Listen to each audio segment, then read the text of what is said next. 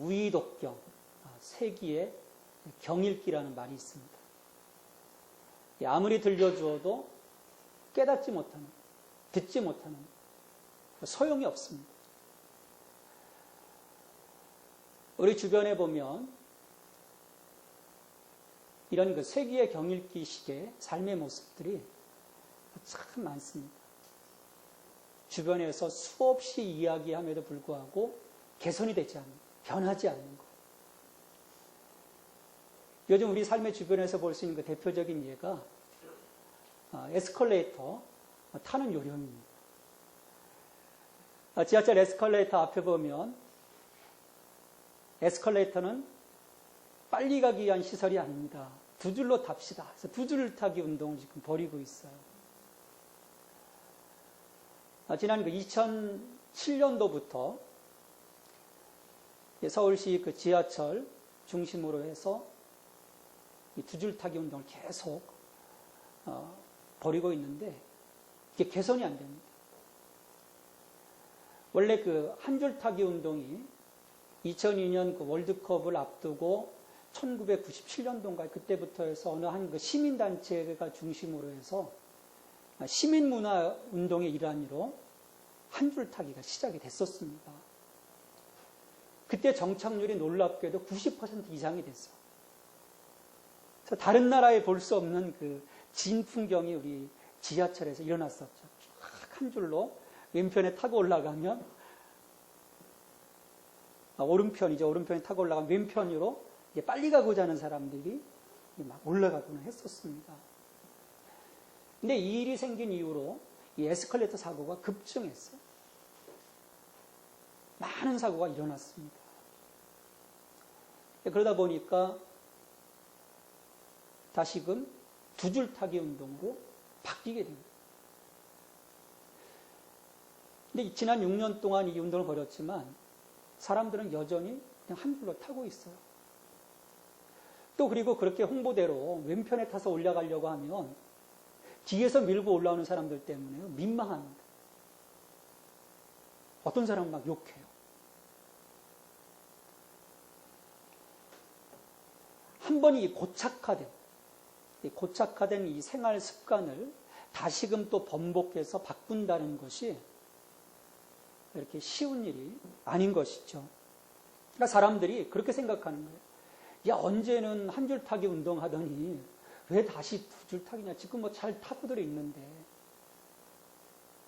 또 사람들이 또 뭐라고 뒤에 사는 것에 대해서 귀찮아합니다. 대부분 사람들은 어떤 그 변화를 이루어갈 때 쉽게 예스 하지 못합니다. 많이들 그 점에 대해서 귀찮아합니다. 오늘부터 우리가 이제 신명기의 말씀을 우리가 쭉 살펴볼 건데요. 이스라엘 백성들이 그렇습니다. 70명이라고 하는 야곱의 일가가 애굽으로 내려간 이래로 430년의 시간이 흘렀습니다. 이 430년 동안 이스라엘 백성들은 그 애굽의 문화 속에 녹아져 들어갔어요. 애굽의 여러 그 우상들 가운데 노출이 되었습니다.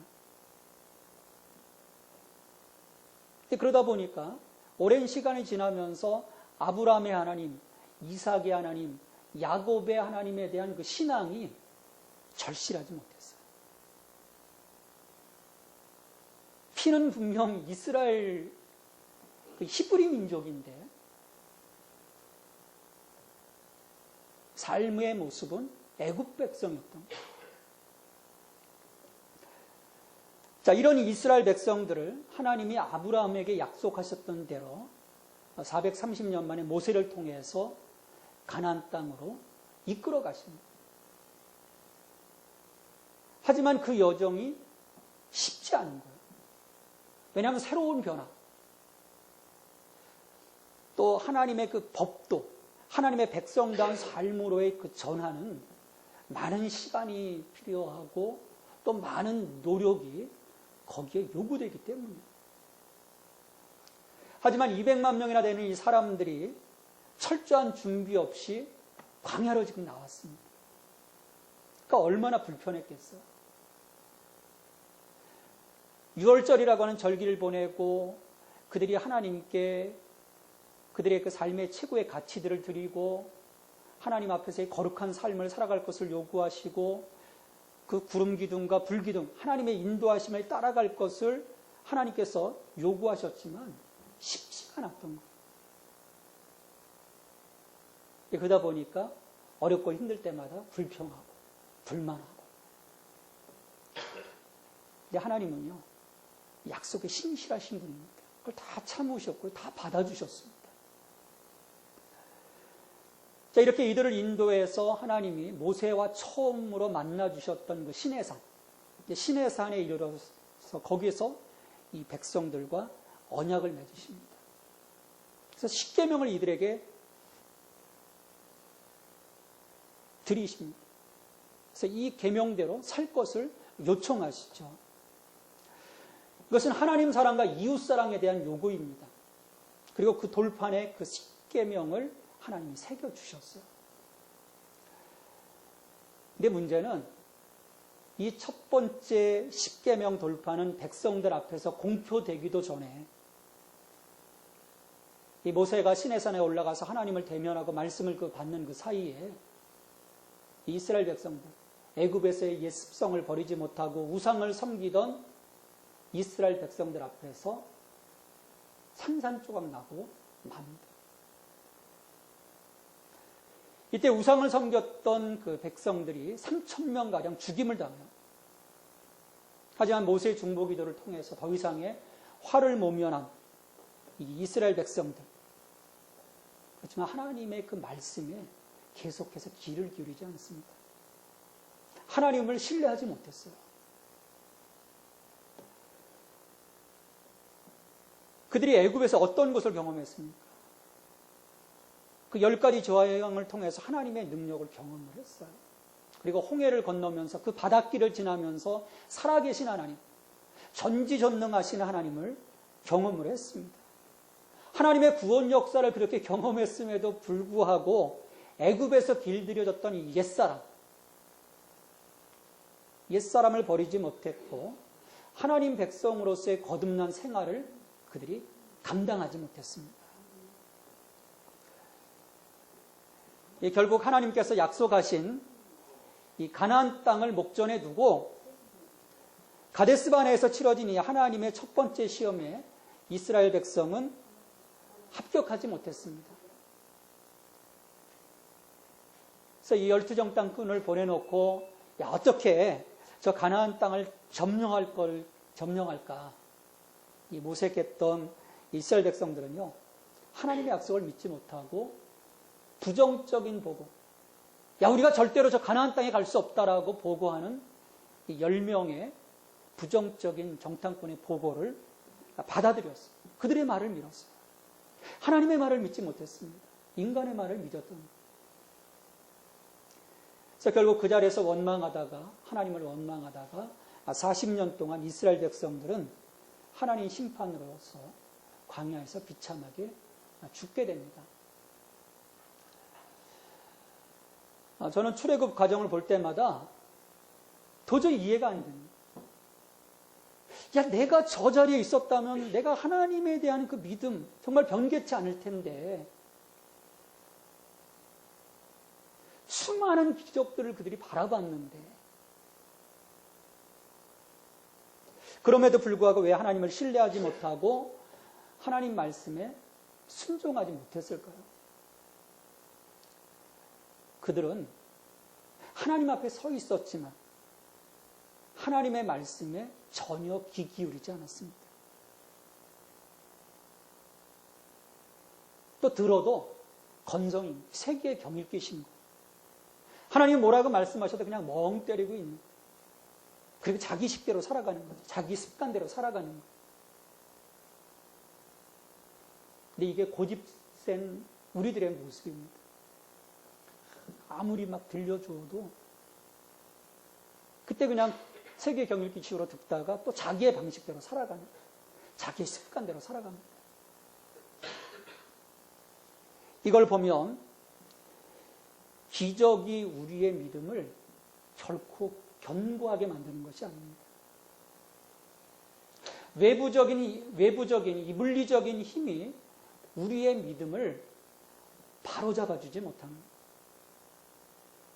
아무리 수많은 힘들이 나를 둘러싼다 해도 죄에 찌든 우리들은요, 쉽게 변하지 않는다. 우리 안에서 분명한 그 내적 변화가 일어나지 않는다면, 그래서 내 자아가 깨어지지 않는다면 수많은 기적도 의미가 없습니다. 자, 이렇게 광야에서 출애굽 1세대가 40년간 하나님의 심판을 받아서 다 죽습니다. 그리고 이 출애굽 2세대가 드디어 이 가나안 땅이 바라다 보이는 이 모압 평지에 이르게 되었어요. 하지만 지난 40년간 이스라엘을 이끌었던 지도자 모세는 더 이상 이들과 함께 가나안 땅으로 들어갈 수가 없었습니다. 하나님께서 모세에게도 거기까지만 허락하셨어요. 범죄했던 이스라엘들과 그 1세대들과 함께 가나안 땅 이전에서 그를 데려가도록 하셨습니다. 그러니 이 모세의 마음이 여러분 어떻겠습니까? 하나님이 약속하신 가나안 땅에 들어가지 못하는 자신에 대한 안타까움도 있었지만 이 출애굽 1세대로부터 제대로 그 믿음을 전수받지 못한 이 출애굽 2세대, 이 세대에 대한 안타까움이 더 컸던 거예요. 왜냐하면 저들이 그냥 가나안 땅으로 들어갔을 경우에 그 끝은 뻔한 겁니다. 왜냐하면 1세대가 그랬는데 2세대가 어떻게 다를 수가 있겠습니까?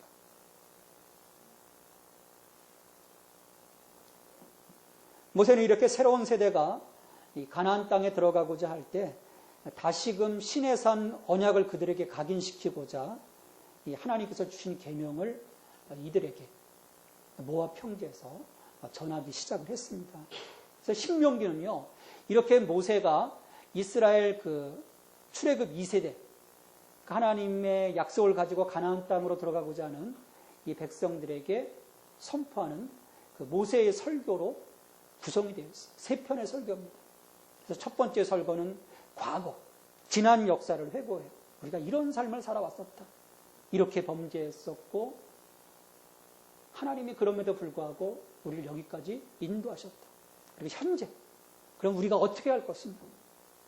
또 세 번째 설교에서는 이제 미래에 대한, 우리가 하나님의 말씀을 듣고 지켜 행할 때 하나님께서 우리의 미래를 이끌어 가실 것이다.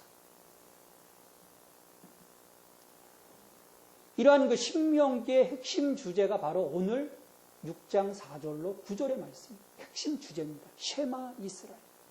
들으라 이스라엘. 이 쉐마라고 하는 말은 들으라는 말입니다. 이 4절 첫머리에 쉐마라는 말입니다. 그래서 이 6장 4절로 9절의 말씀을 쉐마의 말씀이라고 합니다. 들으라는 거예요. 이스라엘 백성들은 막았던 그들의 길을 열어서 하나님의 말씀을 들어야만 합니다. 왜냐하면 그 길이 살 길이기 때문에.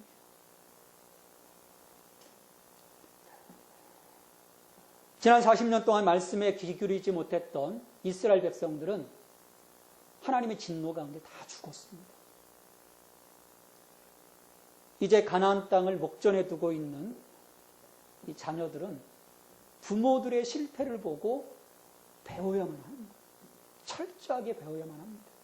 그래야 가나안 땅에 들어가서 그들이 신앙을 구축할 수 있습니다.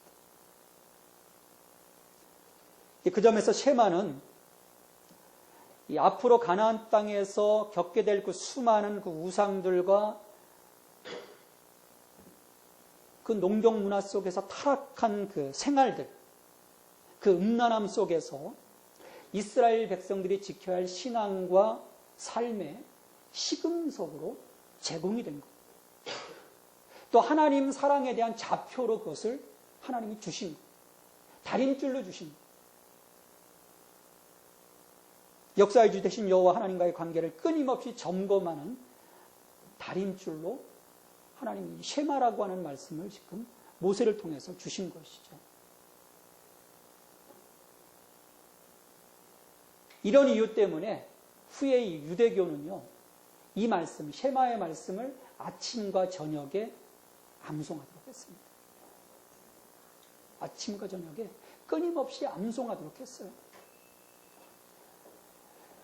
여러분이 이 말씀의 힘의 결과가 어떤 것인지 아십니까? 2000년간 나라를 잃고 각지에 흩어져서 유대인들이 살아갈 때도 이 말씀의 힘 때문에 그들의 정체성을 지킬 수 있었어요. 이게 말씀의 파워입니다.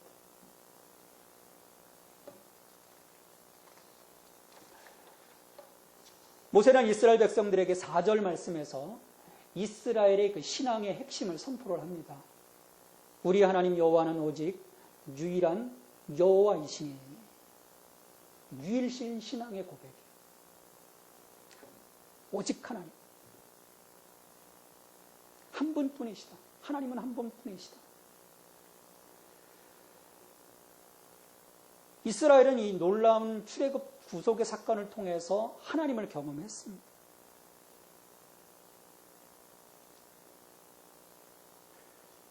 그리고 광야의 여정을 통해서 유일하신 그 하나님을 그들이 매일매일의 삶 속에서 느낄 수 있었어요.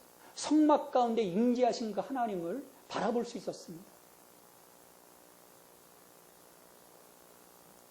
하지만 이 출애굽 1세대들은 유일하신 여호와 하나님만을 섬기지 못했어요.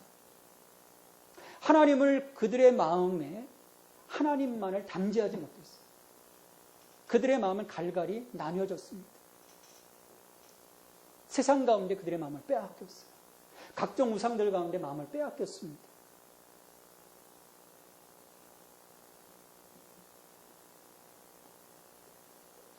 그들의 마음은요, 끊임없이 옛자리, 애굽의 자리, 바로에게 종노릇하던 그 자리로 돌아가곤 했었어요. 그러니 하나님이 그들 가운데 자리 잡을 수 없었습니다.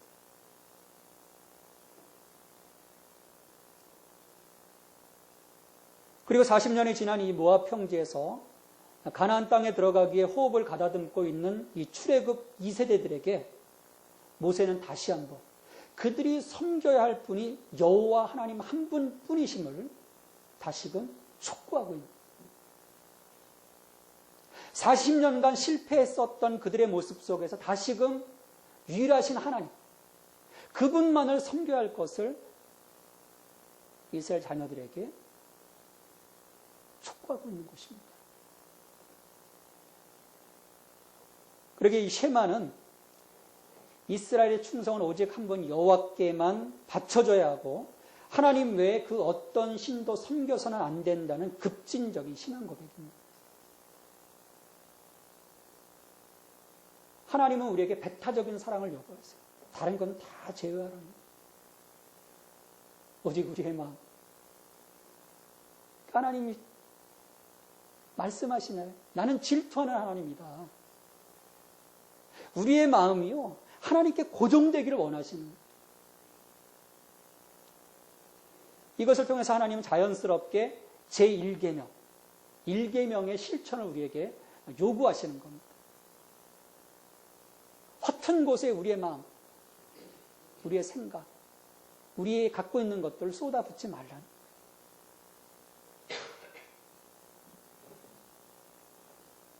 왜냐하면 이스라엘 백성들은요, 하여간 틈만 나면 어떻게 좀 더 매력적으로 보이는 그런 신들을 찾아보는, 어디 뭐 좋은 거 없나.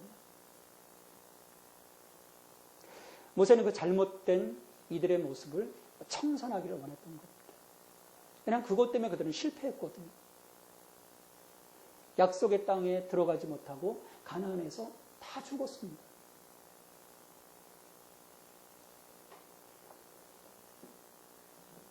이것을 지키기 위해서는요, 오직 한 분 여호와 하나님만을 섬기기 위해서는 이제 지금까지 해왔던 이 과거를 답습해서는, 과거의 방법을 답습해서는 이것을 지켜낼 수가 없는 거예요. 그래서 모세는 새로운 방법을 시도합니다. 차별화된 것을 우리에게 요구를 하세요. 그래서 5절 말씀에서 보면 너는 마음을 다하고 뜻을 다하고 힘을 다하여 내 하나님 여호와를 사랑하라. 다하고 3번 반복. 이 히브리의 어법에서 같은 단어들이 3번 반복된다는 것은요, 최상의 것을 요구하는, 대충이 아닙니다. 내 마음을 다하고 뜻을 다하고 힘을 다하여 너의 그 모든 것을 다하여 최고로 하나님을 섬기라는 거예요. 그러니까 하나님 사랑에 우리의 모든 것을 다 걸라는 것입니다. 의식과 무의식의 세계를 막론하고 하나님을 사랑하라는 것이죠. 우리가 하나님 사랑을 좀 어떻게 보면은 이 감정적인 차원, 또 어떤 그 추상적이고 애매한 개념으로 생각할 때가 많아요. 그냥 하나님 사랑합니다. 말로 이렇게 잘 표현하면 되지. 좀 구체적이지 못한 경우들이 많습니다. 우리가 사람을 사랑할 때도요, 사랑의 표현은요, 분명해야 합니다. 내 마음 알잖아. 그것만 가지고는 되지 않아요. 드러나야 합니다. 사랑의 행동들이 드러나야 하죠. 마찬가지로 하나님에 대한 사랑은 계약의 요구들에 대한 복종을 통해서 입증될 수 있습니다. 10계명, 하나님께서 주신 하나님 사랑과 이웃 사랑에 대한 순종을 통해서 입증이 될 수 있는 거예요. 그렇게 마음을 다하고 뜻을 다하고 힘을 다하여 주 너희 하나님을 사랑하라고 하는 이 말씀은 여호와 하나님께 우리의 삶을 통해서 충성스러움을 올려드리고 또 여호와의 길을 걸어가고 또 여호와께서 우리에게 주신 계명과 법도와 규례들을 하나하나 그리고 매우 주의 깊게 준행함으로써 실천될 수 있는 거예요. 그것 없이 내가 하나님 사랑합니다. 그건 거짓된 사랑이라는 거죠.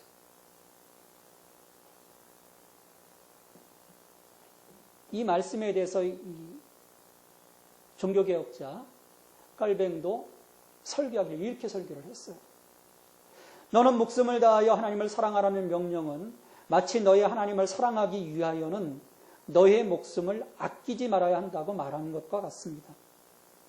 내 마음 혹은 내 심장으로 하나님을 사랑하라고 하는 명령은 굳이 비교하자면 다른 무엇들보다도 하나님을 더 사랑해야 한다는 사실을 보여줍니다. 끝으로 너희들에게 분배되고 할당된 내 모든 힘을 다하여 하나님을 사랑하라고 하는 명령은 너희는 가난해질 만큼 재산과 소유들을 가지고 하나님을 사랑해야 한다는 말입니다. 이렇게 강조했어요. 이렇게 하나님은요, 우리의 그 마음과 의지의 깊은 곳에서 우러나는 그 사랑, 또 전 자아를 바쳐서 표현되는 사랑, 또 굉장히 레디컬하잖아요. 극단적인 것인데 상당한 수준의 희생을 동반하는 사랑, 그 사랑을 우리에게 요구하십니다. 내 마음, 내 건강, 내 물질까지도 바칠 것을 하나님이 요구를 하십니다.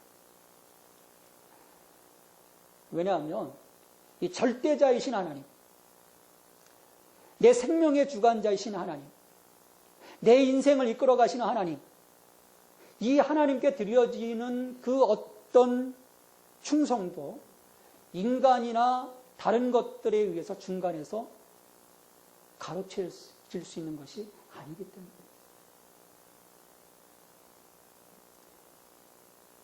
물론 우리가 우리 안에서의 그 궁극적이고 완전한 그 충성과 복종이 오직 한 분 여호와 하나님께 확실히 향하여 정립되어 있다면 물론 그런 그 부차적인 것들에 대해서 우리의 마음을 쓸 수도 있을 거예요. 그게 분명하다면, 정말 확고하다면. 여러분, 그게 쉽지 않습니다. 우리 성경에 보면 대부분 다 실패했어요. 그러니까 예수님도 말씀하셨잖아요. 너희가 두 주인을 섬길 수 없다. 내가 한 곳에 마음이 집중되지 않는다면요, 마음이 나뉜다면 우리는 다 잃어버리는 것입니다.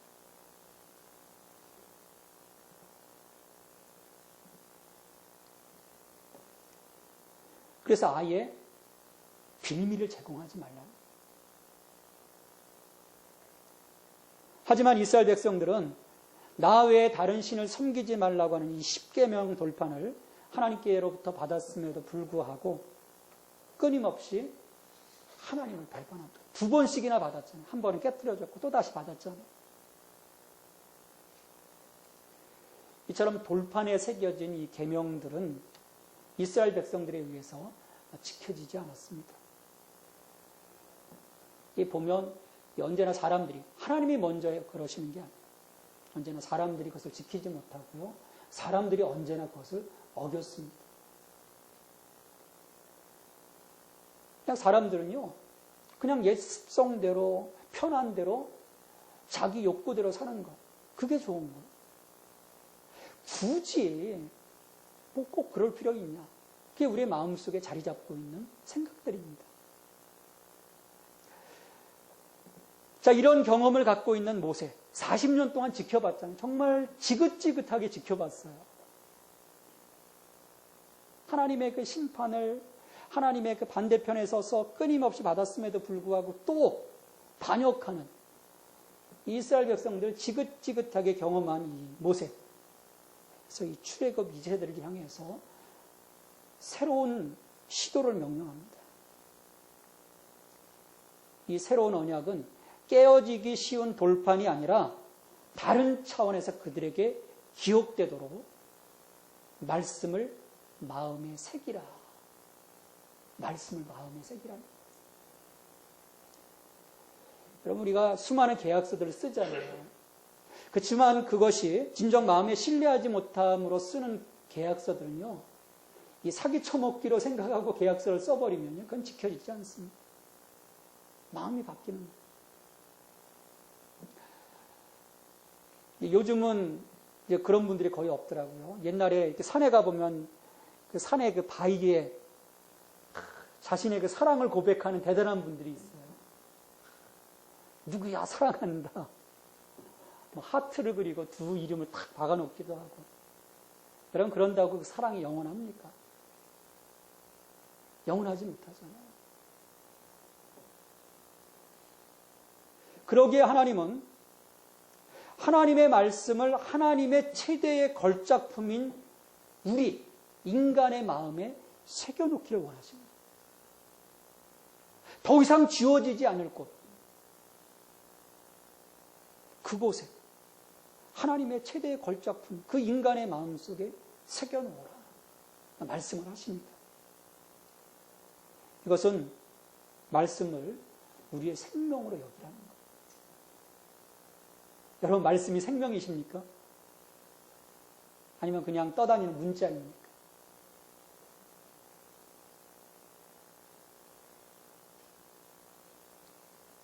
이는 예레미야가 여호와께서 선언하신 새 언약에 대해서 말씀할 때 너무도 분명하게 드러납니다. 예레미야 31장 33절에서 보면 31절부터 33절까지 새 언약에 대해서 얘기하는데 33절에 보면 내가 나의 법을 그들의 속에 두며 그들의 마음에 기록하여라고 했습니다. 새 언약을 마음에. 근데 히브리 원어를 보면요, 살심장.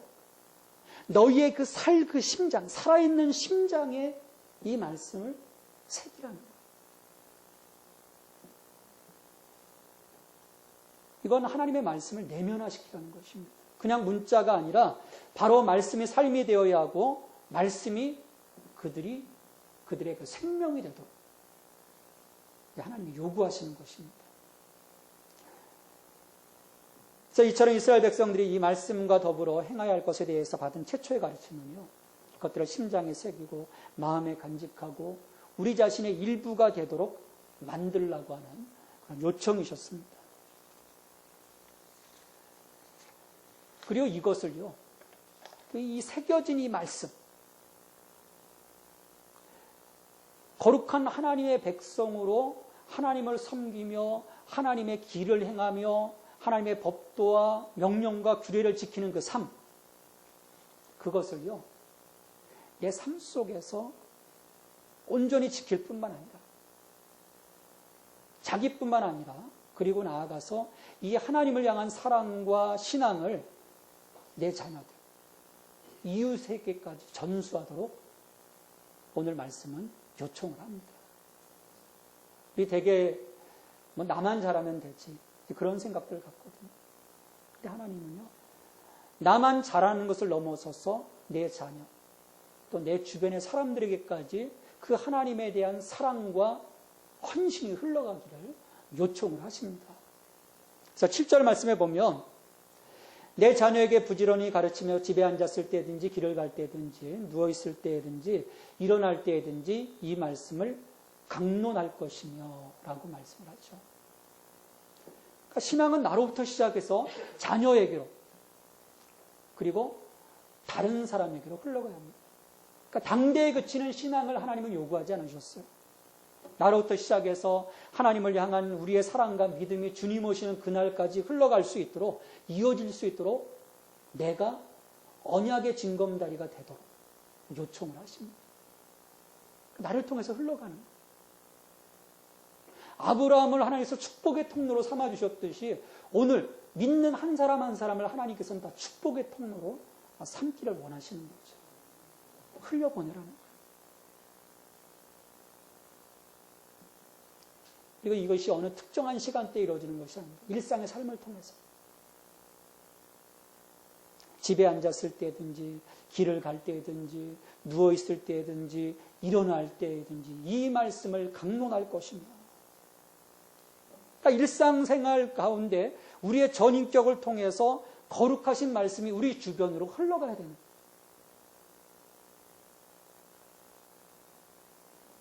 여러분, 왜 말씀이 단절됩니까? 왜 거룩한 영향력, 거룩한 생명이 나로부터 흘러가지 못합니까? 내 안에 말씀이신 예수 그리스도를 담고 있지 못하기 때문에 내가 갖고 있는 것이 없다 보니까 흘러가지 못하는 거죠. 그래서 내가 공급받아야 됩니다. 말씀이신 생명이신 예수 그리스도를 공급받고 그분이 내 삶 속에서 흘러가도록 해야 돼요. 이게 오늘 쉐마의 명령입니다. 내 안에 무엇을 담지하고 사느냐가 보면 나를 규정 짓습니다. 내 안에 무엇이 있는지. 내 삶에 거룩하신 예수 그리스도를 모시고 산다면 내 삶 속에서는 거룩한 생명의 열매가 나타날 겁니다. 말씀이 내 삶을 지배한다면 말씀이 나를 생명으로 이끌어갈 거예요. 그리고 그 힘이 다른 사람까지 이 생명이신 예수 그리스도에게로 이끌어가는 놀라운 역사, 생명의 역사가 이루어지는 거죠. 이렇게 해서 수많은 사람을 생명 가운데로 이끌어간 자들. 우리 다니엘서 12장에 보면 하늘의 별처럼 빛나게 해주시겠다. 하나님이 약속을 하십니다. 그리고 오늘 쉐마의 말씀을 보면 마지막으로 이 말씀들을 우리의 몸, 또 내가 살고 있는 거처, 우리 도시 안에 하나의 표지로 부착되고 유지될 수 있도록 요청을 하십니다. 사방에 말씀이 붙여 있도록, 가는 곳곳마다 내 눈에 하나님의 말씀이 보이도록 하나님의 요청을 하세요. 너는 또 그것을 내 손목에 매어 기호로 삼으며 내 미간에 붙여 표로 삼고 또 내 집 문설주와 바깥문에 기록할지니. 꼭 애들 같죠? 기호로 삼고 손목에 매고 칭칭 감아요. 띠를 해가지고 거기에 말씀을 새겨서 감습니다. 미간에 붙여요. 집 문설주에 메주자라고, 요즘 그 이스라엘의 호텔방에 가보면 메주자라고 조그만 박스가 있습니다. 그게 다 문설주에 붙여 있어요. 거기에 하나님 말씀, 이 쉐마의 말씀이 있습니다. 왜 하나님이 이렇게 단순한 행동들을 요구하실까? 여러분, 우리가 한 번 듣고요, 한 번 읽고 내 것이 되지 않습니다. 제2의 천성이 될 수 있도록, 말씀이 내 삶 속에 스며들 수 있도록 모든 환경을 조성하라는 것입니다. 매일매일 말씀을 묵상하고 말씀을 암송하고 그냥 흘려 듣는 것으로 그 말씀이 내 말씀이 될 수 없기 때문입니다. 내 삶이 말씀화될 수 없기 때문입니다. 그래서 기호로 삼고 표로 삼고 기록하라고 하는 단순한 이 행동들을 반복적으로 하라고 오늘 명령을 하십니다. 또 이러한 그 계명, 몸에 묻고 다니고 미간에 붙이고 하는 것들을 통해서요, 하나님은 백성들에게 이 계명을 삶의 동반자, 보호자로 붙여주고자 하시는 겁니다. 내가 말씀을 묻고 다니는 게 아니에요. 매여있는 말씀이 나를 이끌어가는 겁니다. 그래서 우리 잠언 말씀에 보면 6장 20절, 22절에 보면 내 아들아, 내 아비의 명령을 지키며 내 어미의 법을 떠나지 말고 그것을 항상 내 마음에 새기며 내 목에 매라. 그것이 너의 다닐 때 너를 인도하며 너의 잘 때에 너를 보호하며 너의 깰 때에 너로 더불어 말하리니. 말씀을 합니다. 이처럼 우리 하나님 여호와는 오직 유일한 여호와시니 너는 마음을 다하고 뜻을 다하고 힘을 다하여 내 하나님 여호와를 사랑하라. 이 말씀을요, 우리 마음에 새기고 우리 몸에 지니고 우리 거처에 보관함으로써 매 순간 우리는 이 말씀의 비추임 가운데 하나님에 대한 사랑이 나뉘어지지 않도록, 빼앗기지 않도록 우리를 지켜주시는, 말씀이 지켜주시는, 살아계신 하나님의 말씀이 내 삶을 이끌어주시고 지켜주시는 것입니다. 그것을 오늘 쉐마의 말씀을 통해서 이스라엘 백성들에게 요청하세요. 말씀을 버리지 말라는 거예요. 말씀 속으로 들어가라는 것입니다. 약 3,400년 전 이스라엘 백성들에게 들려진 이 쉐마의 말씀. 이 말씀은 오늘을 살아가는 우리에게도 수많은 우상들과 타락한 문화에 맞서서 거룩한 하나님의 백성으로 지켜야 할 신앙과 삶의 시금석이 되어야 합니다. 그리고 하나님 사랑의 좌표가 되어야 해요. 헛된 것에 우리의 마음을 빼앗기지 않고 오직 하나님의 말씀에 귀를 기울이고 말씀을 마음에 새기고 우리의 살심장에 새기고 마음과 뜻과 힘을 다하여 하나님을 섬김으로써 사랑함으로써 또 말씀을 실천함으로써 오늘 성경에서 약속한 대로 하나님의 풍성한 복을 누리는 성도가 되기를 간절히 바랍니다. 하나님, 가나안 땅을 앞두고 있던 출애굽 2세대에게 쉐마의 말씀을 주셨습니다. 오직 여호와는 한 분뿐이시니 너희는 마음을 다하고 힘을 다하고 뜻을 다하여 주 너희 하나님을 사랑하라 하셨습니다. 우리의 삶을 통하여 우리 하나님을 사랑하고 그 사랑을 실천하는 거룩한 백성으로서의 삶을 살아갈 수 있기를 원합니다.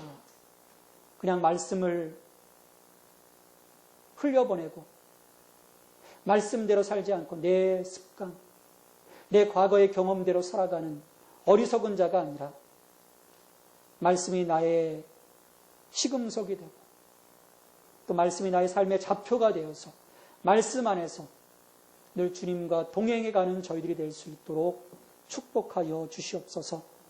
이처럼 하나님을 섬김으로써 하나님을 사랑함으로써 하나님 안에서 행함으로써 오늘 우리에게 약속하신 놀라운 은혜를 입는 저희들이 되게 하시고 하나님 나라의 유업을 이어갈 수 있는 천국 백성들이 될 수 있도록 축복하여 주시옵소서.